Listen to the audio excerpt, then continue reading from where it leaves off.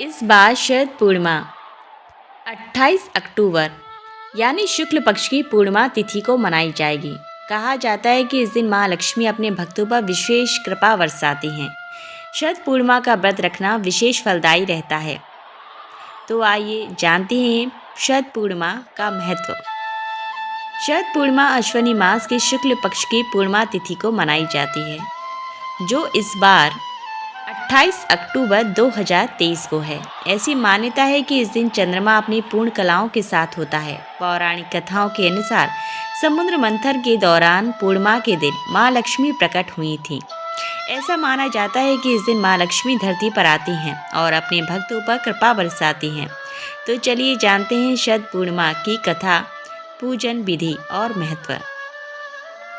शरद पूर्णिमा को कोजागरी पूर्णिमा, कौमुदी व्रत जैसे नामों से जाना जाता है। ऐसा कहा जाता है कि इस दिन माँ लक्ष्मी का जन्म हुआ था, इसलिए देश के कई हिस्सों में इस दिन माँ लक्ष्मी की पूजा अर्चना की जाती है। इस तिथि को धनदायक माना जाता है। ये कहा जाता है कि इस दिन माँ लक्ष्मी धरती पर आती हैं। चंद्रमा इस दिन अपनी 16 कलाओं से पूर्ण होता है। ऐसा कहा जाता है कि इस दिन चंद्रमा की किरणों से अमृत की बरसात होती है। हर महीने में पड़ने वाली पूर्णिमा तिथि पर व्रत करने से भगवान विष्णु और माँ लक्ष्मी की विशेष कृपा प्राप्त होती है। माँ लक्ष्मी और भगवान विष्णु का आशीर्वाद प्राप्त करने के लिए एक साहूकार की दो बेटियां महीने में आने वाली हर पूर्णिमा को व्रत किया करती थीं। इन दोनों बेटियों में बड़ी बेटी पूर्णिमा का व्रत पूरे विधि विधान से किया करती थी, जबकि छोटी बेटी व्रत तो करती थी लेकिन नियमों में उस तरह से पालन नहीं किया करती थी। नियमों को आडंबर मानकर उनकी अनदेखी करती थी। जैसे ही दोनों बेटी बड़ी हुई, साहूकार ने दोनों बेटियों का विवाह कर दिया। बड़ी बेटी के घर समय पर स्वस्थ संतान का जन्म हुआ। छोटी बेटी को भी संतान हुई, लेकिन उसकी संतान जन्म लेते ही दम तोड़ देती थी। जब उसके साथ ऐसा 2 से 3 बार हो गया तो उसने एक ब्राह्मण को बुलाकर अपनी पूरी व्यथा सुनाई, साथ ही इसका उपाय बताने के लिए भी कहा। उसकी सारी बात सुनकर और कुछ प्रश्न पूछने के बाद ब्राह्मण ने उससे कहा कि तुम पूर्णिमा का अधूरा व्रत करती हो, इस कारण तुम्हें व्रत का पूरा फल नहीं मिल रहा है और तुम्हें अधूरे व्रत का दोष लगता है। ब्राह्मण की बात सुनकर छोटी बेटी ने पूर्णिमा का व्रत पूरे विधान से करने का निर्णय लिया, लेकिन पूर्णिमा आने से पहले ही उसने एक बेटे को जन्म दिया। जन्म लेते ही बेटे की मृत्यु हो गई। इस पर उसने अपने बेटे के शव को एक पीढ़े पर रख दिया और ऊपर से एक कपड़ा इस तरह ढक दिया कि किसी को पता ना चले। फिर उसने अपनी बड़ी बहन को बुलाया और बैठने के लिए वही पीढ़ा दिया। जैसे ही बड़ी बहन उस पीढ़े पर बैठने लगी, उसकी लहंगे की किनारी बच्चे को छू गई और वह जीवित होकर तुरंत रोने लगा। इस पर बड़ी बहन पहले तो डर गई और फिर छोटी बहन पर क्रोधित होकर उसे डांटने लगी कि क्या तुम मुझ पर बच्चे की हत्या का दोष और कलंक लगाना चाहती हो? मेरे बैठने से यह बच्चा मर जाता तो? इस पर छोटी बहन ने उत्तर दिया, यह बच्चा मरा हुआ तो पहले से ही था दीदी, तुम्हारे तप और स्पर्श के कारण तो यह जीवित हो गया है। पूर्णिमा के दिन जो तुम व्रत और तप किया करती हो, उसके कारण तुम दिव्य तेज से परिपूर्ण और पवित्र हो गई हो। अब मैं भी तुम्हारी ही तरह व्रत और पूजन करूंगी। इसके बाद उसने पूर्णिमा व्रत विधि विधान से किया और इस व्रत के महत्व और फल का पूरे नगर में प्रचार भी किया। जिस प्रकार माँ लक्ष्मी और भगवान विष्णु ने साहूकार की बड़ी बेटी की कामना पूर्ण कर सौभाग्य प्रदान किया, वैसे ही हम पर भी कृपा करें।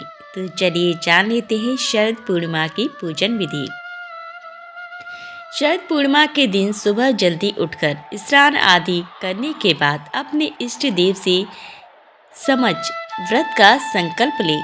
ध्यान रखें कि पूजा के स्थान को अच्छे से साफ कर लें। इसके बाद माँ लक्ष्मी और भगवान विष्णु की प्रतिमा स्थापित करें। इसके बाद मूर्तियों को कुश के आसन पर रखकर जल से पवित्र कर लें। इसके बाद उन्हें गंध, अक्षत, पुष्प, धूप, दीप, नैवेद्य, तांबूल, सुपारी और दक्षिणा आदि अर्पित करें। इसके बाद पूजा और व्रत का संकल्प दोहराएं। याद रखें कि भगवान की प्रतिमा के सामने शुद्ध घी का दीपक ही जलाएं। साथ ही माता पार्वती और भगवान विष्णु को सफ़ेद या पीले रंग की मिठाई से भोग लगाएं। साथ ही उन्हें लाल और पीले रंग के फूल अर्पित करें। शाम के समय चंद्रमा निकलने पर मिट्टी के 100 दिए या अपने सामर्थ्य के अनुसार दिए गाय के शुद्ध घी से जलाएं। साथ ही रात के समय छोटे बर्तन में खीर रखकर उसी चंद्रमा की रोशनी में किसी छलनी से ढककर रख दें। अगले दिन ब्रह्म मुहूर्त में स्नान आदि करने के बाद माँ लक्ष्मी को खीर अर्पित करें और फिर प्रसाद के रूप में परिवार के सभी लोगों के साथ खीर का भोग ग्रहण करें। तो चलिए अब जान लेते हैं कि माता लक्ष्मी की उत्पत्ति कथा क्या है। हिंदू धर्म के अनुसार सप्ताह के 7 दिन किसी न किसी देवी देवता को समर्पित माने गए हैं। जिस तरह सोमवार का दिन भगवान भोलेनाथ और मंगलवार का दिन बजरंग बली को समर्पित होता है, उसी तरह शुक्रवार का दिन भगवान विष्णु की अर्धांगिनी माँ लक्ष्मी को समर्पित माना जाता है। धार्मिक मान्यता है कि माँ का कोई भी भक्त अगर शुक्रवार के दिन विधि विधान से माँ की पूजा आराधना करता है तो माँ उसे प्रसन्न हो ही जाती हैं और उसे जीवन में कभी भी धन संबंधी परेशानी का सामना नहीं करना पड़ता। इसके साथ ही उनके जीवन में सुख एवं शांति का वास हो जाता है। पौराणिक कथाओं के अनुसार माता लक्ष्मी की उत्पत्ति समुद्र मंथन के दौरान हुई थी। क्षीर सागर में देवताओं और दानवों के बीच हुए समुद्र मंथन के दौरान माँ का आविर्भाव हुआ था। तो चलिए जान लेते हैं माता लक्ष्मी की उत्पत्ति की संपूर्ण कथा को। धन की देवी और भगवान विष्णु की अर्धांगिनी माँ लक्ष्मी की उत्पत्ति को लेकर पौराणिक कथाओं के अनुसार अपने क्रोधी स्वभाव के लिए पहचाने जाने वाले ऋषि दुर्वासा ने एक बार राजा इंद्र को सम्मान में फूलों की माला भेंट की थी। इस माला को राजा इंद्र ने अपने हाथी ऐरावत के सिर पर रख दिया था। ऐरावत ने माला को पृथ्वी पर फेंक दिया। यह देखकर ऋषि दुर्वासा क्रोधित हो गए और उन्होंने इंद्र को श्राप दिया कि इस अहंकार के चलते तुम्हारा पुरुषार्थ क्षीण हो जाएगा और राजपाट भी छिन जाएगा।